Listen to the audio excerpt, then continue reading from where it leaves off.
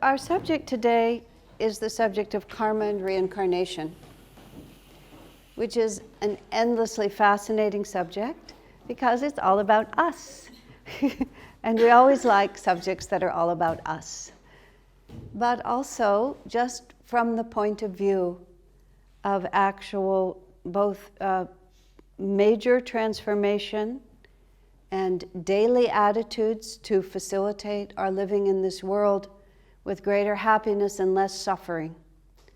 A clear understanding of why things happen, and even more importantly, how to respond to them in such a way that the future will be what we desire it to be. You know, the reality of life that we all experience is that it is an ever-changing phenomenon. I mean, not one of us is exactly the same today as we were yesterday. If for no other reason than we have one day less to live in this incarnation, a whole day of aspirations and intentions has either been fulfilled or disappointed. A whole series of causes have been set in motion that we're now experiencing today. If we had a very satisfying day yesterday, we wake up in the morning feeling quite cheerful about it. If yesterday was a deep disappointment for some reason, then when we wake up this morning, we're already influenced with that reality. I've been touched many times hearing stories of people, for example, who received very bad news. Perhaps someone you love was killed in an accident or something like that, and there's this thought that if you can push the messenger away, then the truth will not be there. In the Second World War, when a soldier was killed overseas, a car would pull up and a chaplain and an officer would come to the door to tell you that your son, in that case mostly, wasn't going to be coming home. And in many cases, as soon as people saw those people at the door, they would refuse to open the door. Because the thought was that if it was never articulated, it wouldn't be true. And I mean, that's a natural way for us to feel, that things happen and we wish they weren't true and we want life to be different than it is. In the affirmation that I was reading about truth, help me to face fearlessly whatever comes, and to understand that at the heart of everything, God's truth is always good. To see behind the apparent reality of things the all-compassionate face of the divine. All of these words sound very good and very uplifting, but the actual living of them on a day-to-day basis is an infinitely more challenging project. The basic principle of karma is a very simple one. There's several ways to articulate it in just a phrase or two, and all of them are helpful. One of them is very simply cause and effect. And that principle of karma is based on the fact that we live in an interrelated universe. That even though we appear to be separate, we're from separate countries, we live in separate houses, we have separate bodies, the things that happen in your life may be completely unknown in other parts of the world, but this illusion of separateness is not as complete as it seems. A woman was saying once that she'd had a very difficult time accepting the idea of karma in cause and effect that transcended the obvious, that I ate too much ice cream last night and I have a tummy ache this morning. We have a little bit of relationship that we can remember. Or I'm sad this morning because my child left for college yesterday. Those things we can remember. But she said she was holding her grandchild in her arms, and the child sneezed at her face. The child had a little grandchild kind of sniffle. The child sneezed in the face of the grandmother. A couple of days later, she got sick. Because she got sick, she had to cancel an important program. Because she had to cancel that program, there were consequences of that, and it just began to roll on. And she traced it back to holding her grandchild in her arms and the child sneezing in her face. Well, what did it take for her to be able to hold that grandchild in her arms? Well, first of all, of course, she had to have a son. It was her son's baby. And of course, in order to have a son, in this case, she needed a father for the son, so she needed a husband. And then she thought about where she met her husband, and they'd met in a bookstore in this particular city. Well, how did they both happen to be in that particular city? Well, all these conditions of their lives, which traced back to their parents. And then, of course, their parents had to meet. And one of the parents had been the victim of Jewish persecution in Russia. So that grandparent had had to flee from that country and come into the only country he could get into at that time, which was America. Where does it stop? All of a sudden she realized that holding this child in her arms, which seemed like such an isolated incident, if you followed it long enough, it ended up being connected probably to every event that ever happened in human history. You know, why were the Jews being persecuted in Russia?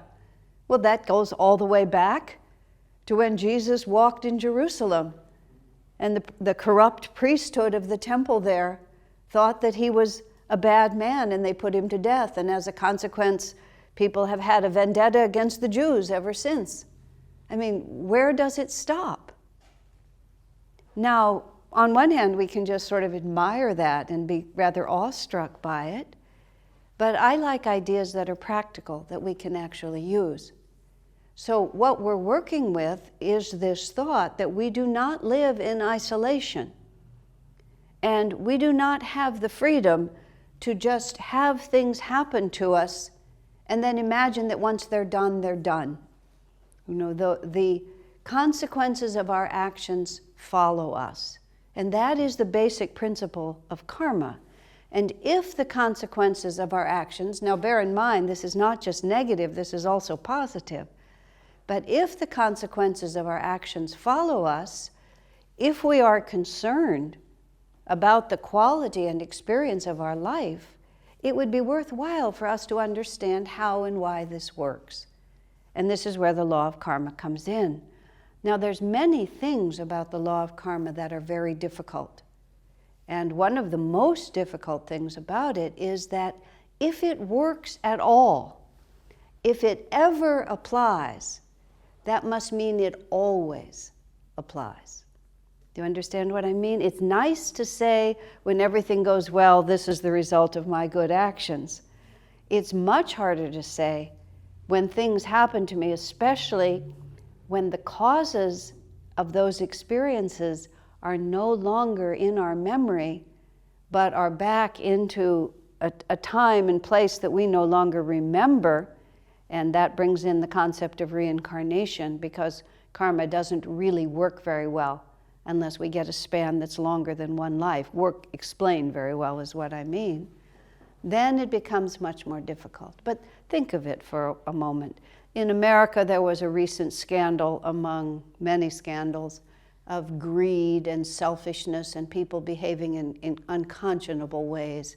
There was one particular man, his name was Madoff, and he ran the famous Ponzi scheme, where he kept getting money from other people and passing it on to the new ones, but never really making any money. I mean, never really making any money, just getting money and passing it on. Of course, many of the people he attracted somehow believed that this man could make more money for them than made any sense that anybody could make. You know, no other investment fund in the whole country was returning like his, but people were piling their money into it. And many people piled their money into it. And he, for quite a long time, was just running a Ponzi scheme where there was really nothing underneath it.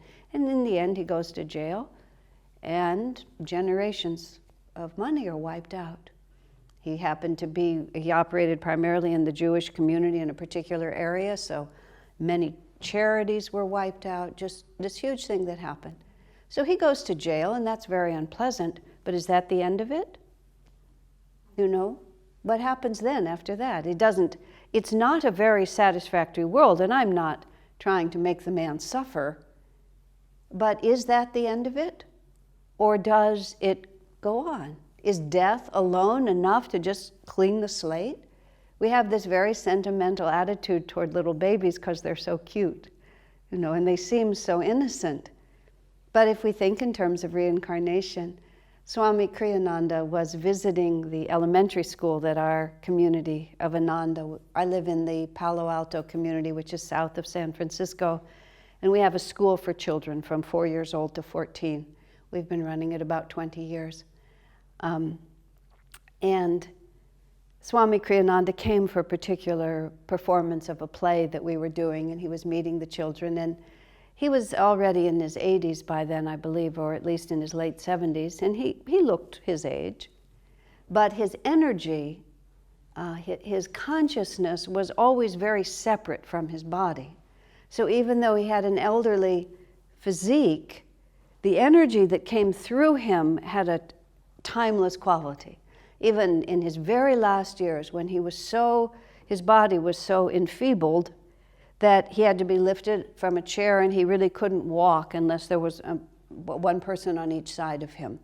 He never actually had to be reduced to a wheelchair, but he really couldn't walk more than a few steps on his own. But still, as soon as his body was settled anywhere and he didn't have to try to move it around, his face would just assume an almost childlike calmness and freedom and happiness, and his energy and his mind were just the same. So there was always this very odd contradiction. So this little child, she was 8, and she was watching him. He was sitting in a group, and she was watching him.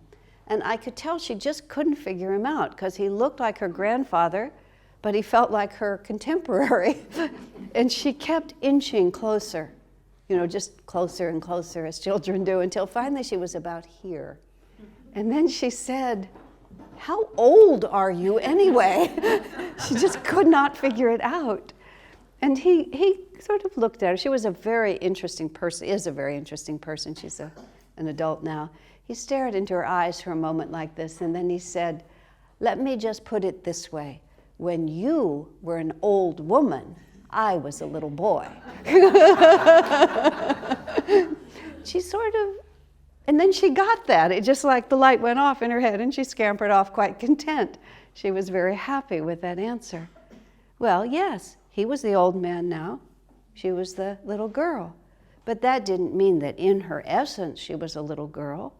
There was another child born in our community, and she was the most imperious little baby I've ever seen. And she had this look, she always looked like an old woman. For the first 3 years of her life, she looked like an old woman. And she looked like a rather displeased old woman also. She had this look on her face, and it was always like, where are the servants? What a mess this house is. The staff, this is just not acceptable.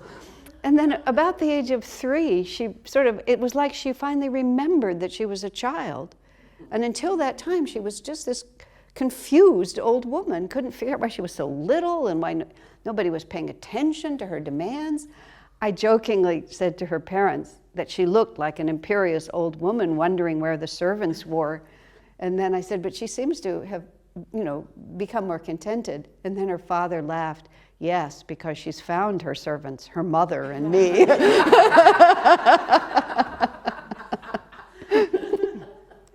All of these things that we laugh about and are the truth, if you take them more seriously and you start really realizing that we come in and out of bodies, and as we come in and out of those bodies, there are certain obvious limiting conditions that those bodies impose on us.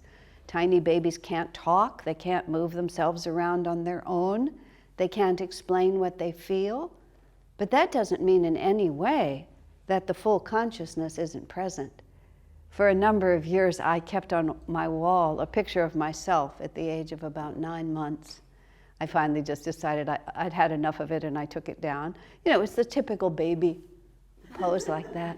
My eyes are just like this, and I look in those eyes and I understand what she was feeling. Here I am and I'm ready. We're going to do something really interesting in this life, and it was just as clear as I can say it now. Looking at that baby picture, I could see it just as easy. Swami Kriyananda, when he wrote his autobiography, which he did in 1976, it's the book called The New Path back there. It's very interesting about meeting Yogananda, about what it was like to live with a great master. It's a very good book. he collected a lot of pictures of his childhood. I was his secretary at that time, and he wrote that. It was the last book he wrote before he had a computer to write on. He just had a typewriter. And so I typed that manuscript for him many different times, many times, because he was a very particular writer, and if he even made one change on a page, he needed a completely clean sheet before he could be sure, which of course for me was a fabulous experience. But he had all those baby pictures, and there was one in particular. You know, parents do these things to their kids, because they're helpless, you can't help it. So he's in a little, he's in a little copper tub, you know, holding the soap like this with his little face. And as he says, he looks at it, he said, as he put it, same old fellow. You know, just same old fellow holding a brush and a rubber ducky, you know, because that's what you do when you're 2 years old. But still inside we're just exactly the same. Now the implications of that are very important, because that means that everything that we're creating and everything that we're becoming now, it doesn't go away. And the one enduring factor, the only enduring factor that you can see even in the course of one incarnation, which is what I'm talking about, is that we are always inside our own awareness, and everything that we are always experiencing is what we are capable of experiencing inside, isn't it so? Have you ever gone with someone to a movie that you think is just wonderful, and you come out and say, that was the greatest film that was ever made, and the person next to you says, oh, that was horrible. You both had just the same experience, but it's completely different. I live right now in where we are in California, where our community is. We have a beautiful big temple. We were able to purchase a Catholic church, of all things, that they didn't want to use anymore, and we turned it into a temple of self-realization. Prior to that, we had what you call a storefront church. Our temple was an office suite, and we were actually upstairs above the copy shop, where it was Kinko's is the company where they made copies, and we were upstairs back in the back corner, and sometimes the presses down there would run, and you'd hear this wonderful Om sound. That's how we at least characterized it in our minds. But we were way back in the corner, and in interior space. Actually, it was really wonderful, because we just couldn't hear anything around us.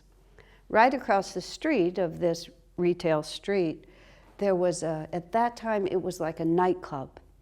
I go like this because it was a Quonset hut, and it was called The Vortex. And it was a particular, I'm not part of that world. Is disco the right word? But it was a really loud, 9 p.m. to 3 a.m. kind of place. And it had that really forceful pounding bass. And literally, we'd come downstairs where we'd been singing, Sri Ram, Jai Ram, Jai Jai Ram, like this. And you'd come down, and through the street on the sidewalk, you'd feel this pounding bass. And I'd look over there, and most of the people who went in there dressed in black, because it was the fashion. And so I'd see all these black forms, and they'd all be rushing into the vortex. And they were eager to get into the vortex. And you know me, I'm like covering myself up and making the evil eye. We're all human beings on the same planet, aren't we? Really, to have put me into the vortex would be like sending me to hell, is how I would have felt, to have to be in that music and in that atmosphere. And yet they were rushing into it.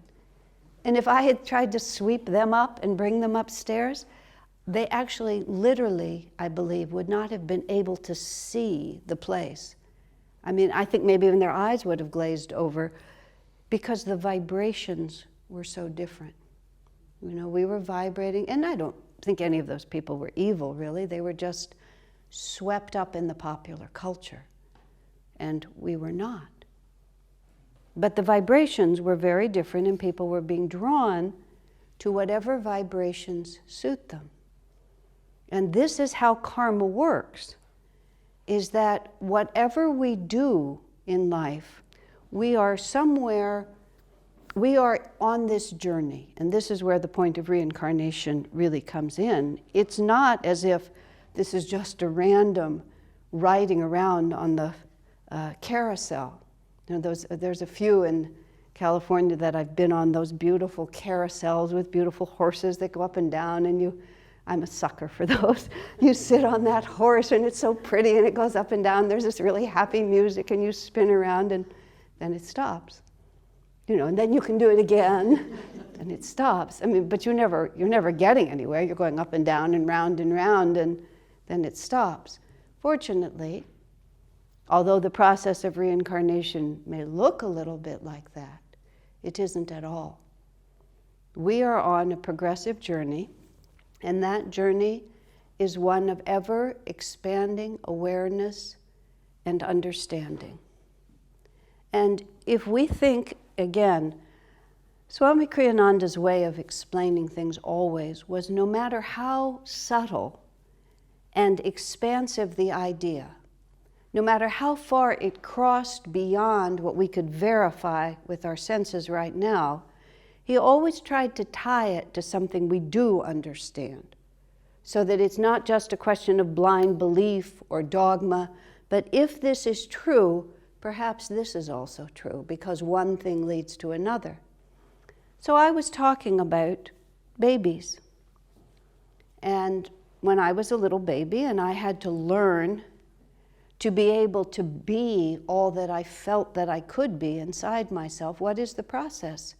Well, first you have to learn to crawl, then you have to learn to walk upright, you have to be fed or eat properly so your body gets strong, you have to learn language, then you have to become literate, you have to learn to read, you have to try to understand a little bit of what's going on around you, you have to understand what kind of proper behavior will bring you the results that you want. In other words, we are unaware of what right behavior and right thinking and right understanding is. Right, meaning that which will benefit us and take us where we want to go. We have to gradually become aware on greater and greater levels of more and more possibilities. Because of the culture and the home that I grew up in, I had many very serious questions about life. And my parents were very well educated and very intelligent and very moral and ethical in their behavior. I feel extremely fortunate in the way I was raised.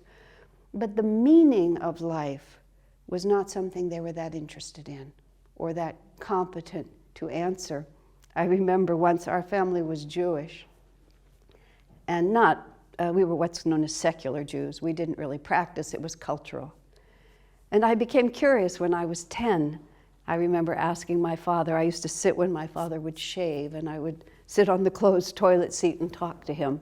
You know, I picture it now as an adult, and I would ask him questions, and the poor man would have to answer me while he was shaving, but I think he enjoyed it. But I said to him one day, Daddy, why don't the Jews think that Jesus was the Messiah? It seemed like a really important question to me. My poor father trying to shave, just, I can still sort of see the look in his eyes because he had no idea. And he fumbled around for a little while, and because he'd never asked the question. And he kind of gave me a little of this answer and a little of that answer, and I could tell he didn't have any idea, so I changed the subject.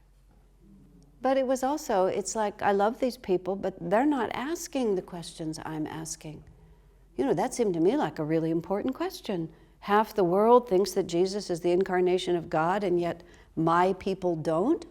Like, can somebody explain this to me? What is this about? So I didn't know that there was a country of India where the whole culture was completely different, except in the vaguest way. I wasn't aware of it. When I was 18 years old, a friend of mine, to whom I will always be grateful, handed me a book of the philosophy of self-realization from India. It was not this line of masters, but it was an identical teaching. There is no religion higher than truth. It was just the truth of some people have asked these questions and these are their answers. And suddenly my awareness of the possible just went like that. And because I believe I have lived more lives in the Indian culture than in the Western side, I just took to it just in a second. I don't remember any transition. I just remember opening the book and saying, this is it. It's what I've been looking for. I became aware in this incarnation of that possibility. And then this whole journey begins. You know, reincarnation, karma, gurus, meditation, kundalini energy, chakras, all of these ideas, I became aware of them, and I began to understand what they might mean for me. And all of a sudden, my actions, which prior to that time had just been, well, mostly self-interest. I wasn't a really, I enjoyed generosity of spirit. So I was a generous person, but always behind everything was the simple question, what's in it for me? And how am I going to benefit? And where do I fit in? As I put it later, I was always calculating my own advantage. I wouldn't take my own advantage over the welfare of others, but if we could all win, why not? And I was always just following myself in my mind. And it had never occurred to me that there might be something else to follow, like the divine will, like superconscious intuition, like self-forgetfulness. It just never crossed my mind. I wasn't aware. So if we can look at the course of one lifetime, and just imagine some big change happens in your life. Maybe someone you're attached to goes on another course. You've enjoyed your life as a mother, and now your children are grown. Maybe someone you love dies. Maybe someone divorces you and you don't expect that. Maybe your health changes in a way that you didn't anticipate. And all of a sudden, here we are still. The only thing we have is our own consciousness. But we have allowed our consciousness to be conditioned by external events, and those external events have now changed. So what is the proper response at that point? Do we decide now, oh well, this gives me a reason to be sad and unhappy and closed down for the rest of my life? Or do we have the opportunity to become aware of possibilities of consciousness that we didn't know were there? Now, all of the scriptures, all of the true writings of, true in this sense I mean the orthodoxy of the nature of life, including Christianity, although it's a bit distorted. You have to look a little deeper to find it. Once we start talking about reincarnation, we talk about the fact that we're going somewhere. We're not just going round and round and up and down. And what we're going toward is an ever greater expansion of awareness. And the awareness that we are expanding into is into the nature of life itself, into our own nature, into the meaning of life and our right relationship to it. Now, many people, of course, use the word God, which is a nice word, but the problem with the word God in English is that it doesn't really mean anything. If you think about it, there's no inherent meaning to that word. If you're Jewish, you have one word. If you're Christian, you have another. If you're Muslim, you have another. If you're a particular sect of Christianity, you have a word, but the word itself doesn't have a specific meaning. The way we put it is the people who spoke English were not primarily interested in these things, so we have one all-purpose word. In the Sanskrit language, because the tradition of India is the oldest continuous spiritual tradition in the world, the culture of India has always been the same as far back as anyone knows. And they can find people doing yoga postures and doing meditation practices and following the same rituals thousands of years ago. And they don't even know how old it was at that time. And the language of Sanskrit, which I'm not going to impose greatly on you, because there's no point in it, but it speaks of these things. And the best word for God is the word Sat, Chid, Ananda. It's a 3-part word. And it means eternally existing. It means ever aware. And then it means ever new joy. Eternally existing, ever aware, ever new joy. Sat, Chid, Ananda. And this word equals the word God. And the purpose of this journey, this round and up and down, from whenever it started to the day that it's fulfilled, is that we become more and more conscious of who and what we really are. That we are ever existing, that the apparent, birth and death that we go through is only the clothes that our particular individuality is garbed in. I always wear the color blue because of a certain initiation I've taken, so this is my life color from now on. But still, I can take these garments off and I'm not blue underneath, So it comes and goes, what I'm wearing. And when my pajamas happen to be blue also, as it happens, but nonetheless, if I change out of this garment and put on another, I don't feel that I have fundamentally changed. In fact, if I clung to this and was afraid to take it off for fear that I might disappear if I did, I would be considered mentally ill. I remember once I had a terrible fever when it went down to 102. Well, you do things by centigrade, but anyway, when it went down to what it was still a very high fever, I thought I was cured, so I don't know how high it was. But I remember that I was curled up in bed in the fetal position with this fever, and I was afraid to open my body like this because I was convinced if I did that my two arms and my two legs would all go off in 4 directions. That was just the delirium that I was in. So I had to remain like this for fear my body would blow into parts, which I didn't want it to. I don't remember being afraid. I just remember thinking it was necessary that I stay like this. And then I gradually, probably the fever was coming down, I began to reason that many times in my life I had not been in the fetal position and my body hadn't blown apart, and therefore there's probably something wrong with my reasoning, It was just a delusion that I had. We don't have the delusion that changing our clothes will extinguish our existence.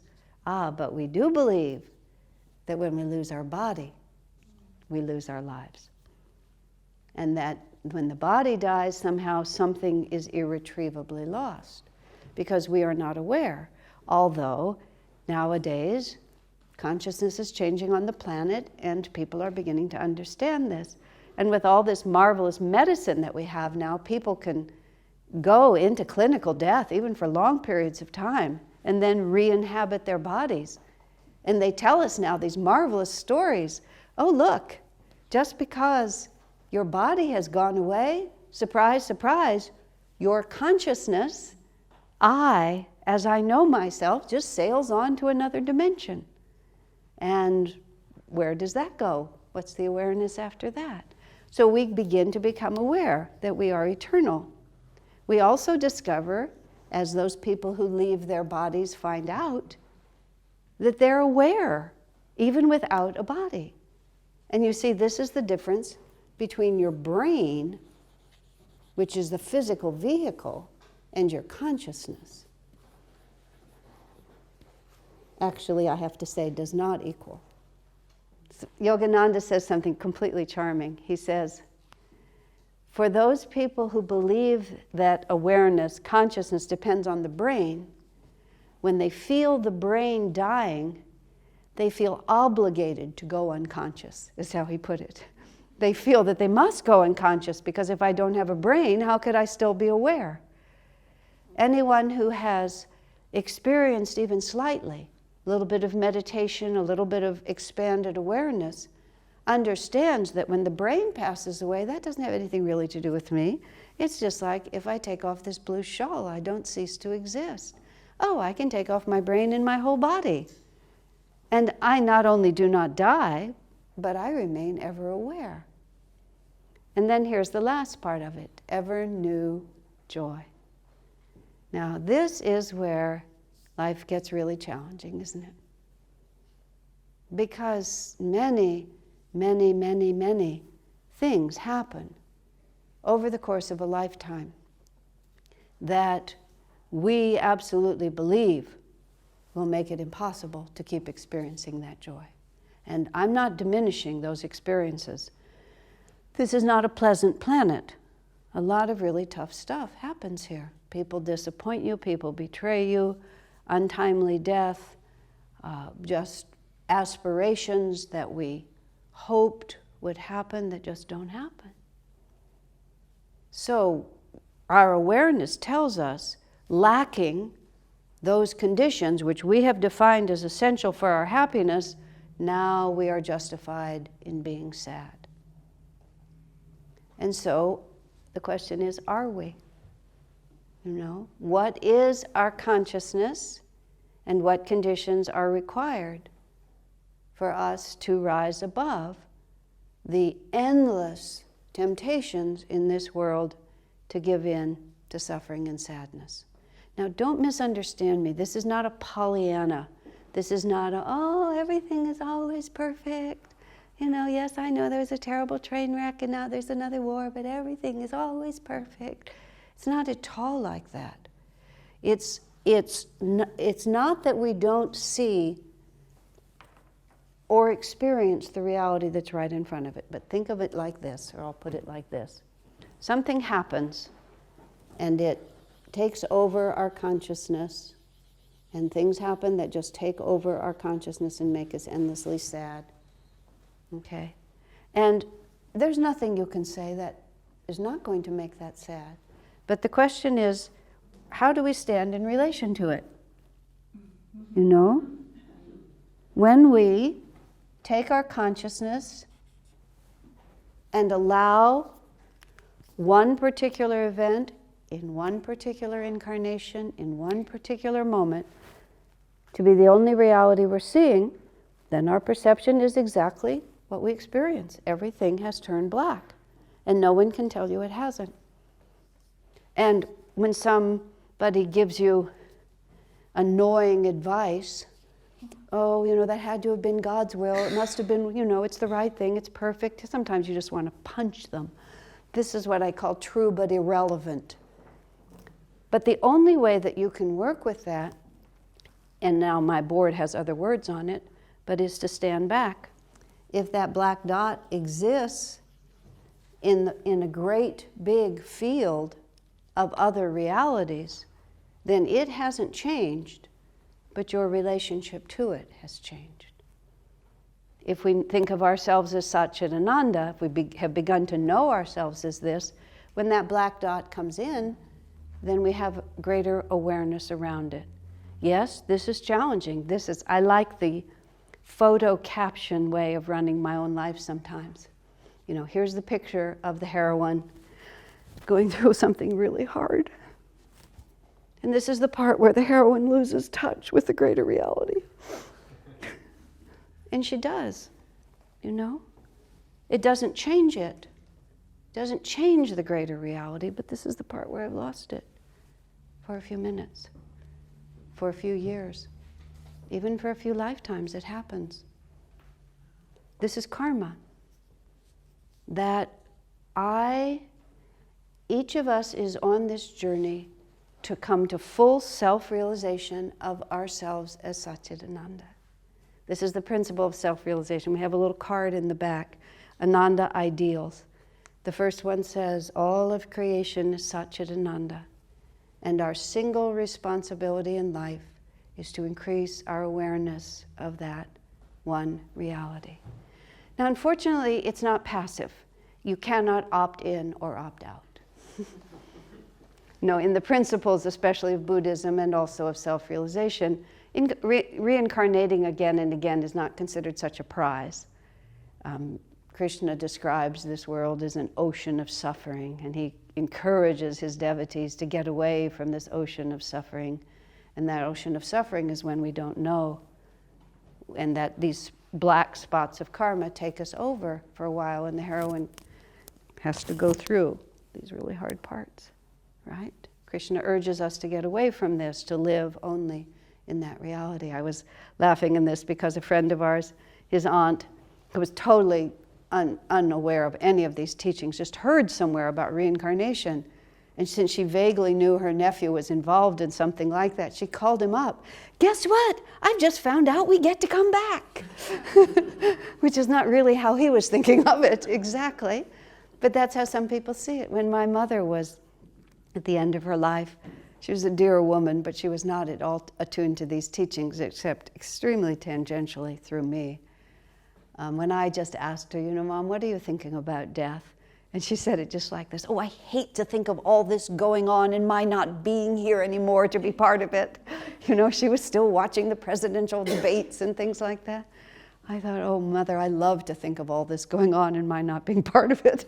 That to me is like such good news. But we're different. And that's karma. That we are at different stages of understanding in relationship to the real point. And the real point is that all suffering is not non-existent, but temporary. And that the only everlasting reality is this. My friend Jyotish, who is Swami Kriyananda's successor now, he's a great soul. He's been on the spiritual path for almost 50 years now. And in the early years of the community that we were in then, which is the community that's called Ananda Village up in the Sierra Nevada mountains. You can read about all of this in the literature we have. I was part of helping to build that. I moved there in 1971, was there for 16 years. Now it's a beautiful, developed place. If you come this evening and we show you the movie, Finding Happiness, you'll see it. It's really worth seeing, and I encourage you to come.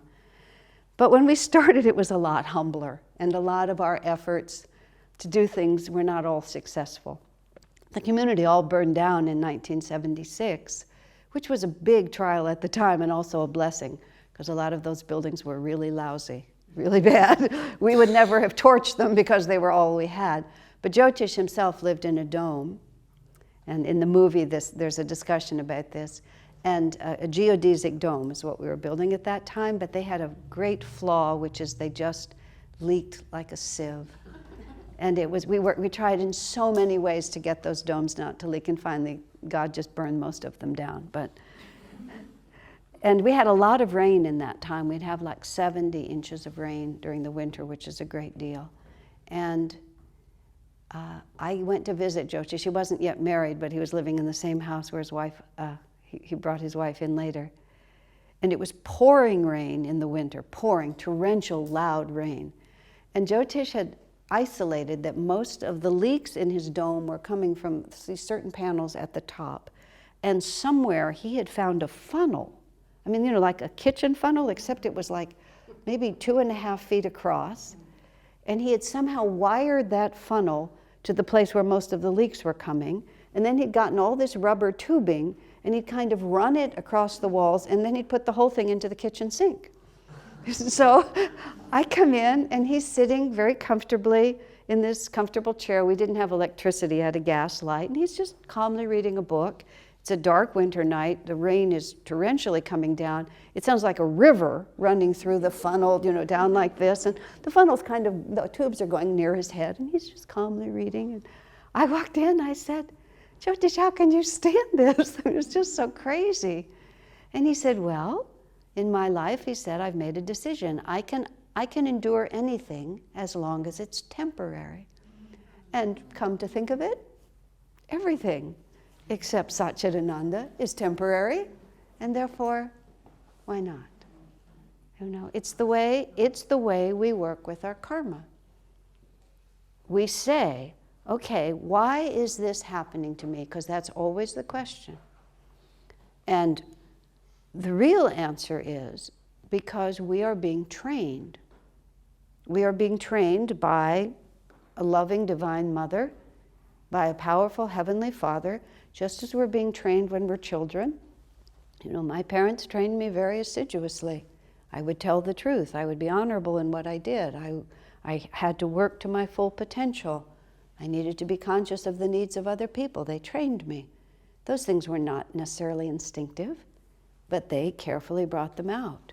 So where does that training stop? Does it end when we get to have adult bodies and get to walk around? Or do we on our own power, or is there always a Heavenly Father and a Divine Mother? That's why we pray that way. It's not because Heavenly Father has a little heavenly business suit and goes off to the heavenly office and Divine Mother is cooking eggs at the heavenly stove or anything like that. It's rather that these are divine, these are eternal realities. The reason that we see men and women in the world, the reason that we have fathers and mothers that we can hold their hands and hear their voices, is to tell us about principles behind them. Everything in this world is a symbol of a greater reality. That's not always so easy to understand, because this looks like the bigger world. Even the sun in the sky is a symbol of the spiritual eye that we see when we meditate. And the bright power of that sun is there to help us cognize this even greater possibility. So the power of the masculine in the world is to hold a certain standard and make a certain demand of us. That's the role the father plays in the family. You know, he loves you, he's there for you, but it's always wait until your father comes home, because he's the one who's going to hold the standard. The role of the mother is that no matter what, she always loves you. But even a loving mother won't really let you get away with it, because it's not really love to let you get away with it, is it? And a mother or a father who does not ask of a child what that child's full potential really is, but instead says, oh, you're just wonderful just the way you are. Just go ahead and I'll always clean up your mess. You never have to do anything. That's not love. That's cowardice. That's abdicating the responsibility that's given to you. And human people can do that, but the Divine Mother and the Divine Father will never do that. They're saying to you, your potential for awareness is nothing less than Satchidananda. And even if you don't want to, you get to go to school. And what is school? This. You get to have a human body, and you get to learn, and this is the other definition of karma besides cause and effect, is simply the words unlearned lessons. Something I don't already know about my true nature as ever existing, ever conscious, ever new joy. And sometimes those tests are really challenging. Like, I think I must have money, a home, a family, a relationship, physical health, physical beauty, in order to be happy. And that's an unlearned lesson.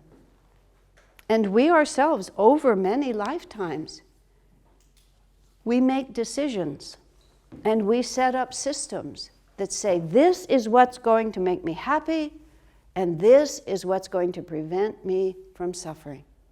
And then we build whole worlds on that. Every decision that we make in our lives, however misguided it turns out to be, is always motivated by the belief that this action will make me happy and this action will make me suffer less. And a lot of times we look back and we say, what could I have been thinking? But nonetheless, at the time we did it, we thought it was a good idea. And then we set up realities, and I'll have to start over with something else here, but we set up realities that when we do something, we define ourselves by it and we identify with it. We are not impersonal about it.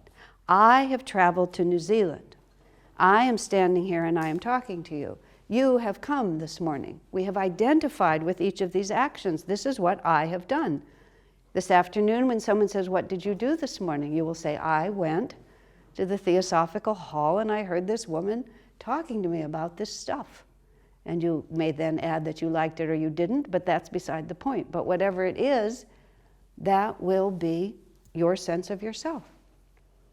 And we identify with our body, with our nationality, and all of these different events, because we do not define ourselves as Satchidananda. We define ourselves as this limited reality that we're working in. And then once we're in a limited reality, we declare that certain conditions are required for me to be happy. And the problem with that is, it is limited awareness.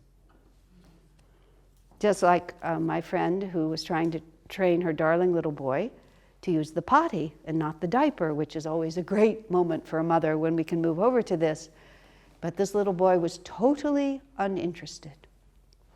And the mother's trying to persuade him in the way that usually works, don't you want to be a big boy? And he looks at her in absolute surprise. Oh, no, Mother, I love being a baby, is what he said.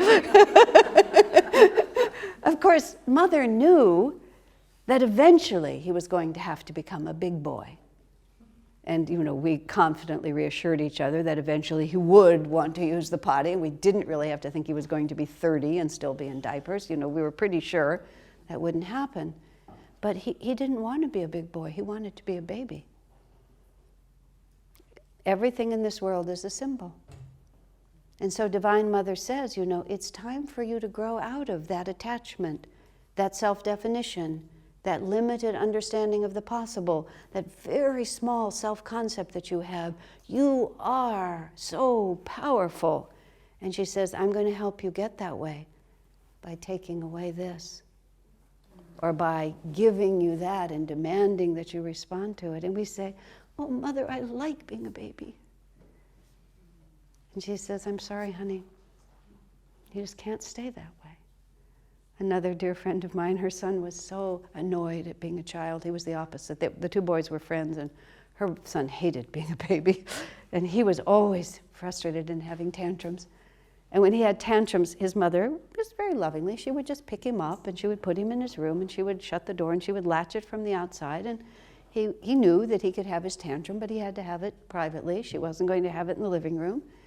And so he was screaming and banging things, and then it got quiet.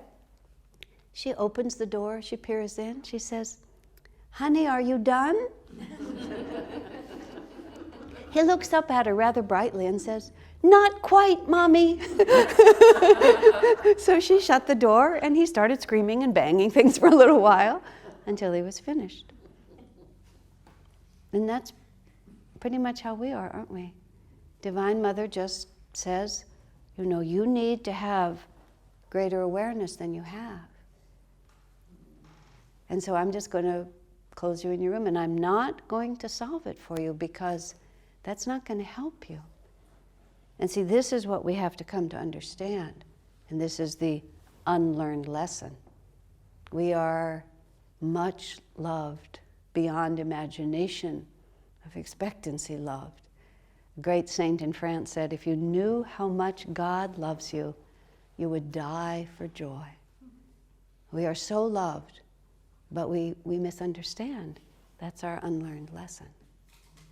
Now, let's take a short break, and then we'll come back for the end. Do I have any questions? Are there questions that anyone would like to ask? Clarify something, or something that I haven't yet covered? Yes. Reincarnation Yes. and resurrection, are they two different things? You mean the Christian concept of resurrection? I mean, resurrection is generally meant that when this physical body dies, I can bring it back again. And there are many stories. Jesus, of course, is the most famous story of being crucified and then coming again. And if you read the Bible, if you only hear about it and don't actually read the Bible, he just appears before his disciples. But in fact, for 40 days, Jesus was mostly with his disciples after he had died. The power of his understanding of who he was so great that he was able to bring back, to reconstitute essentially the molecules of that body and use it again, even though those molecules had been destroyed by the forces that can destroy the physical world. There's instances of others of these gurus on the altar after they died, reappearing in physical form, not in vision, but in actual physical form. This goes into the metaphysics of how is a physical body created, what is the nature of the soul, where does that power come from. The reasons the great masters dramatically, Jesus being the most dramatic, die and then bring their bodies back is to show us what our consciousness really is, and that in fact we are eternal, ever aware, ever joyful, and that death itself is an illusion. They want to show us that it's an illusion. So the Christian tradition goes on to say that Jesus is going to come back, and when Jesus comes back, all of us are going to pop up again in whatever physical bodies we were wearing when we had the good fortune to become his devotee. It's to me, it's like it's a confusion of something that is true, which is that we are ever existing and the death of the body is an illusion. But the physical world is not eternal in this form. So the form of this world is always changing. You know, we age. I talked about myself being a baby. My consciousness in the middle is different than the physical form I'm living in. And yes, physical form can always be resurrected, but what is the point of doing so? Reincarnation is when the consciousness, which the individuality, it's actually called the jiva, you can call it the soul if you want to, the soul. The individual soul lives for a time and goes through the natural course of the disintegration of this physical body. It's sloughed off like all physical things are. The flowers on the altar have had that form for a while, and then they're going to gradually shrink away and they'll become compost and go in another way. Our physical bodies last a little longer usually, but in the end they wear out because the material world is an expression of an eternal reality, but itself is ephemeral. That's where all the problem comes. We want the material world to stay fixed. So reincarnation is when the soul wears one body until it's done, then it retreats to the world of the astral world, the energy world, and then it puts on another body and uses that till it's done. And that's what reincarnation is. That's not taking the same body and just bringing it back to life again. Why would we want to? I mean, this one has been pretty good, but gee, I can imagine a better model. I'm willing to trade it in, you know. I don't really want to hold on to this one. It's been nice, but I can't imagine anyone, any physical particular body being the apex of my potential. It's a vehicle for consciousness. And in fact, this is how we evolve even through the animal stages. We have a body and it serves our karma. I have certain things that I don't yet understand about eternity and about bliss and about my own relationship to it. So I will live as this person in this form, in this body, as long as that body is helpful to that greater journey. And the moment it is not useful to me, it will go, which is why people sometimes die young or unexpectedly, or they develop some terminal disease, because the body is doing what it's supposed to do. It's not supposed to last forever. It's a vehicle for us to expand our consciousness by facing and learning our karma, our unlearned lessons. So I begin to get sick. I have to change my identity. Am I so defined by this body that I have this huge unlearned lesson that this body can die, but I am ever new joy, ever conscious awareness? Do you see? Okay? And so that's what we're working with here. Reincarnation is really a great friend because you can kind of relax. It does two things to you. It creates unbearable pressure in this respect. Oh dear, if I don't work it out with him now, I'm just going to have to see him again. Which is annoying, you know, because if you're not finished, you're going to have to finish. And it's also relaxing because, I don't have to finish everything now. You know, this is too much for me to face. Swami Kriyananda, I had a relationship that was a bit difficult, and, you know, the opportunity came for me not to have to face it every day. So I said to Swamiji something like, you know, this is great. I don't have to deal with this right now. And he teased me by saying, well, maybe the karma is finished, which had me going, yippee, like that. And then he let me have that for about 10 seconds and then said, but I don't think so. But he said, you've gone as far as you can go in this circumstance with this person's personality and your personality and circumstances and other karmas that are happening. You're just not going to be able to take this one any farther. He said, put it on the shelf. You'll see it again. And that's both unbearable pressure and also very relaxing. I don't have to do everything now. I just can do what I can do. Just like a child is 6 years old, and you don't hand that child a book about calculus and expect him to do the equations. It's not fair. So you give him a math book, 1 + 1, 2 + 2, but eventually that same soul will be able to do that if he needs to, if it's his karma to do it. And eventually, well, a woman friend of mine, there was a man in our community at that time, and he was not easy to get along with. And he was obnoxious because he was insecure. People do things for a lot of reasons. Seems like a good idea at the time. So my friend wrote that she was just having so much trouble. She wrote Kriyananda, so much trouble with this guy. And Swami wrote, oh, he says, he just wants to be your friend. Just give him love. My friend wrote back and said, I don't want to be that good. Which was a very honest answer. Well, she didn't. She knew she needed to be eventually. But she wasn't ready. Actually, I just thought of this just now. That same person, now 35 years has passed, I was recently with her. I just asked her, how she was doing in her life. She said, I just have one job, and that is to love everybody as much as I possibly can. It's interesting. You see, time passes. Now, if the same man was in front of her, she would say, my job is to love you as much as I can, because her awareness has expanded. And she's understood Ananda, which is, where does joy come from? We tend to think that joy comes from everything being organized just the way we want it, don't we? We put out a lot of energy to get it all organized just the way we want it. My little house, my little garden, my lovely little car. I have a house, I have a garden myself. I'm not saying you can't do those things. It's not what you do, it's why you're doing it, and what you're feeling while you're doing it, and how dependent you are on conditions staying the same for me to have joy.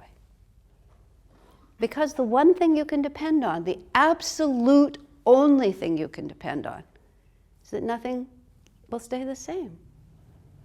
My mother-in-law, who's passed away now, she had 3 children.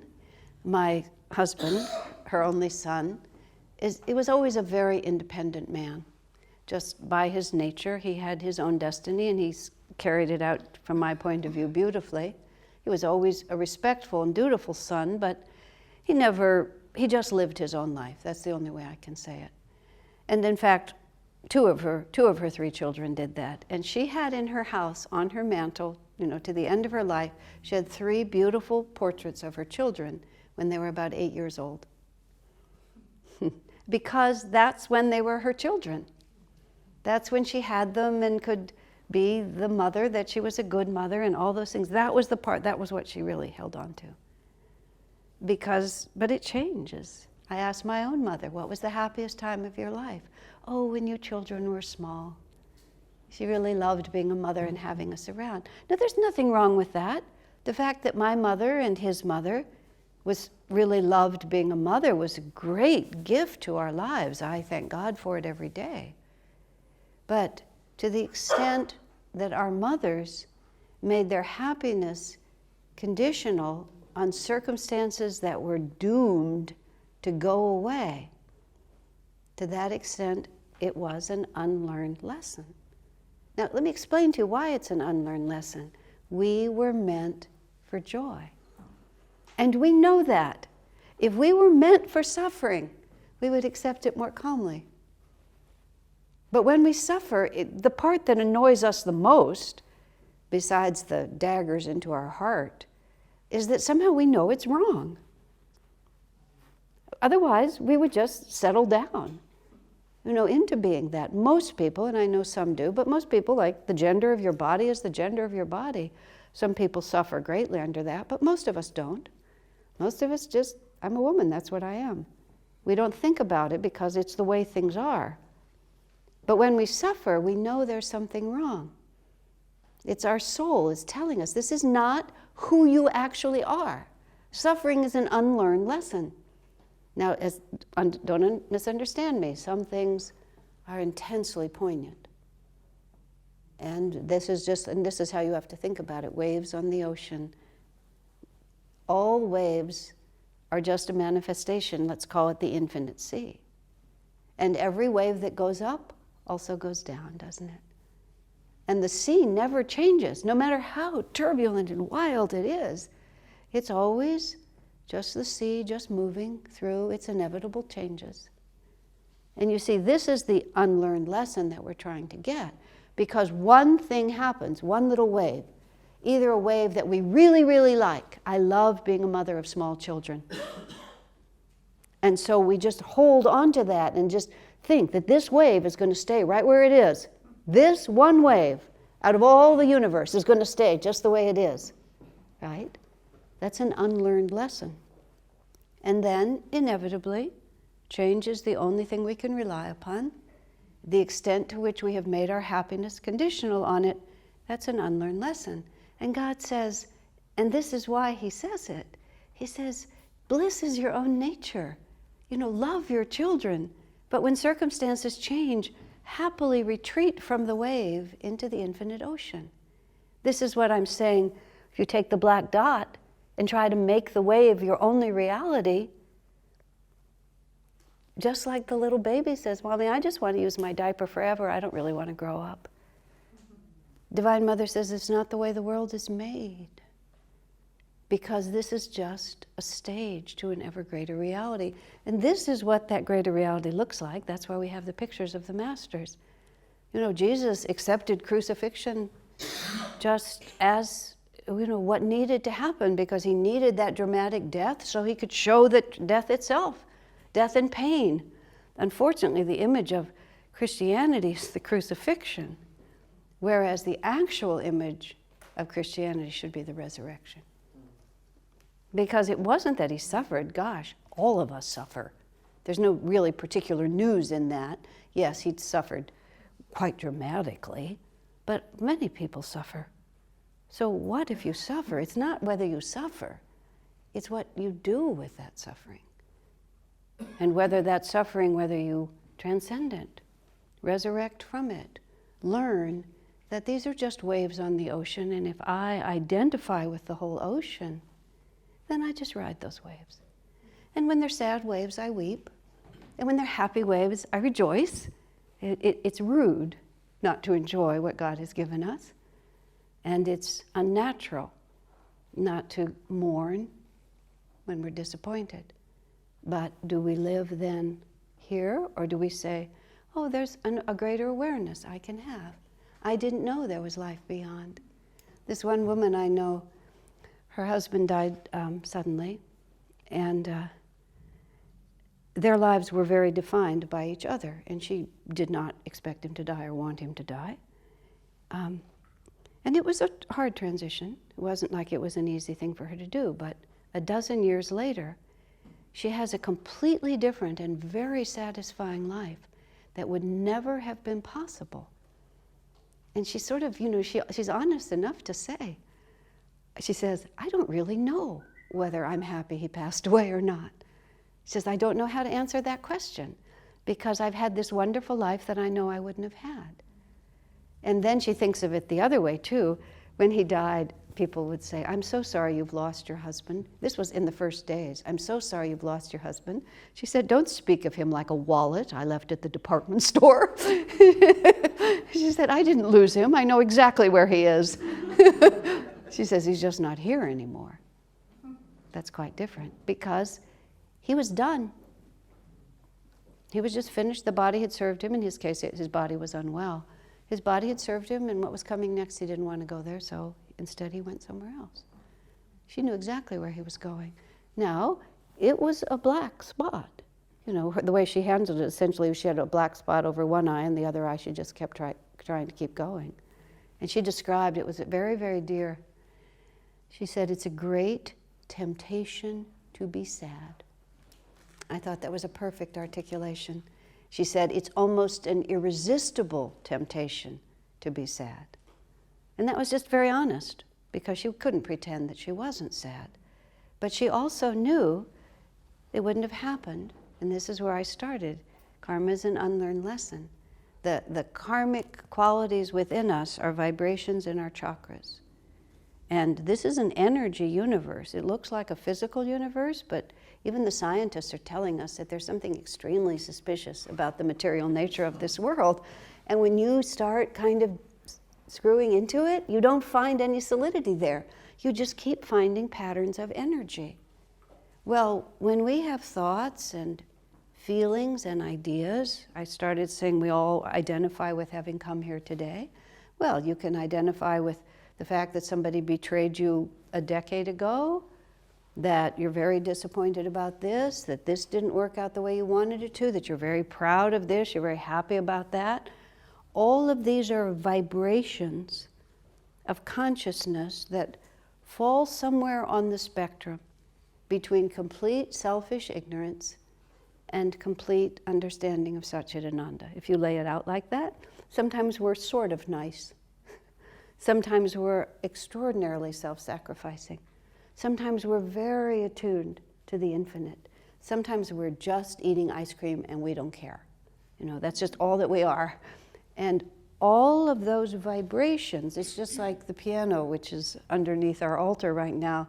You could tune that piano with one of those machines that has the exact vibration of each note. Well, that's what we are through the chakras in our spine. We're all these different notes in terms of subtle awareness of Satchidananda or distance from it. And every time we do anything, it's like we put a penny or a quarter or a dime into the bank of whatever vibration that represents. If somebody has been unkind to you and they try to reconcile, and you're just going to have none of it. You know, after what you did to me, it's not enough for you to say, I'm sorry. We can do that for our whole lives, can't we? Somebody offends us and we'll just never reconcile with them. And that's a certain vibration. We're answering a certain question. What makes me happy? What causes me suffering? Or somebody can really need something from us that we also think that we need. And we can give it away or we can hold it, depending on what causes us happiness, what causes us suffering. And we identify with all those actions, and so they register. And that's the chakras. So I'm sure all of you have heard people who can read your chakras, tell you what that pattern is. And that chakra, it's like a radio waves. It's just like a frequency that's going out all the time, and that's what causes everything to happen. That's why you find $20 on the sidewalk. That's why the pickpocket takes your wallet out of your purse. Because however you're vibrating, this energy universe, everything responds to everything. And this is where karma is always fair.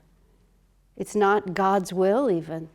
It's just energy attracting energy. Creates magnetism. That's how my friends could travel all the way from America to Athens, Greece. And on New Year's Eve, on the full moon, they're both on the same roof of the same restaurant. And they look at one another and realize they have an eternal destiny. I'm like, how much had to happen for them to be standing right there at that spot? That's karma. That's because there was this inevitable magnetic force that caused them to make decisions, to catch certain trains, to meet certain people, to read certain bulletins, to end up on the roof. The baby sneezes in your face. How did I happen to have a son? Because I had a husband. How did I happen to have a husband?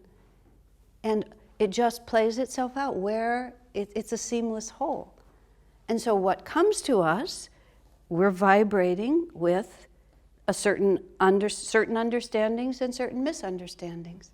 And we take a body and we choose a body and form that body as an expression of that pattern in the chakras. Yogananda says, when the sperm and ovum come together, when a man and a woman have physical intercourse and the sperm and ovum come together, there's a flash of light in the astral world, and all those souls whose vibration is appropriate for that flash of light. The way Master says it is, it's like it's a little bit of a race. That is really literally how they describe it. And all those souls that are in tune rush to get in. He said, and sometimes 2 or 3 will make it. Now, I'll tell you a funny story. I love this story. When I mentioned this in a class once, this woman takes me aside afterwards. Her son, by that point, was in college. And she was just learning. She'd known nothing about this. She tells this story. Her son is 5. And mother had done something to him that he didn't like. And you know how children, they really know how to get back at their parents, especially their mothers. I hate you, mommy. And so then he stomps off. And then he apparently thought about it and decided that that wasn't sufficient. So he comes back out to her and he says, "You weren't even my first choice."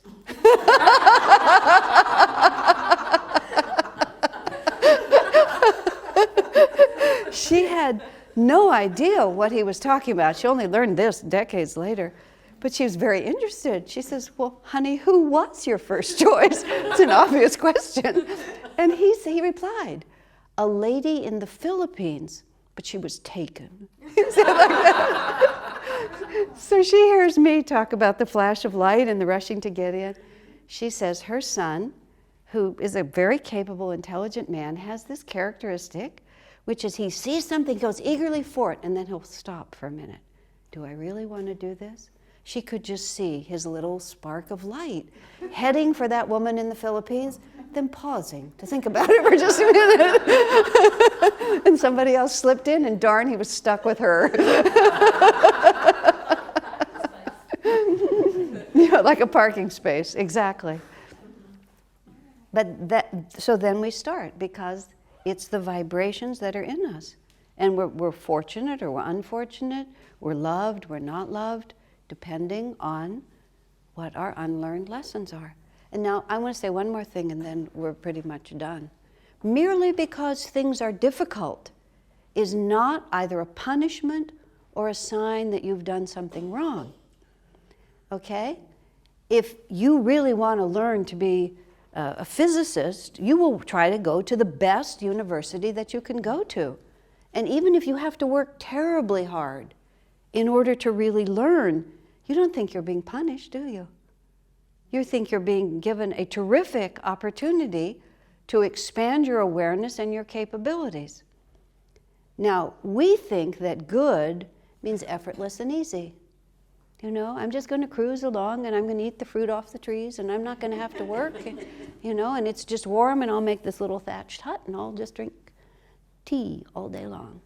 You see people who try to live like that, they're not going anywhere. But it persists in our minds that the easier it is, the better it is. And if I'm not being challenged, then that means I'm good. But isn't that a little warped? You know, when the real power comes, when we take on things that are not easy for us and then by our determination and our will, master them.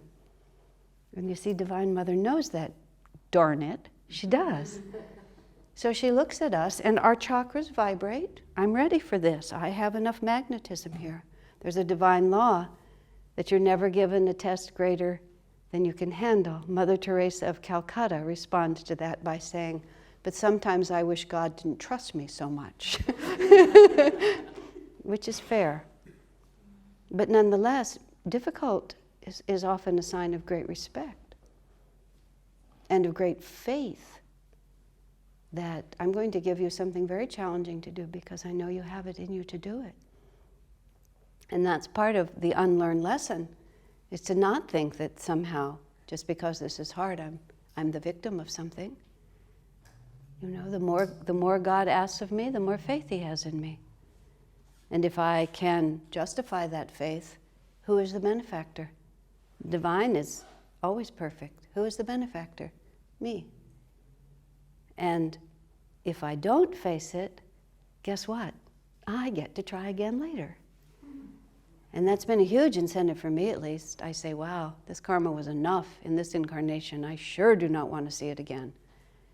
And overcoming karma means simply that I do not allow it to persuade me that I am other than eternal, ever-conscious, ever-new joy. All karma is the same.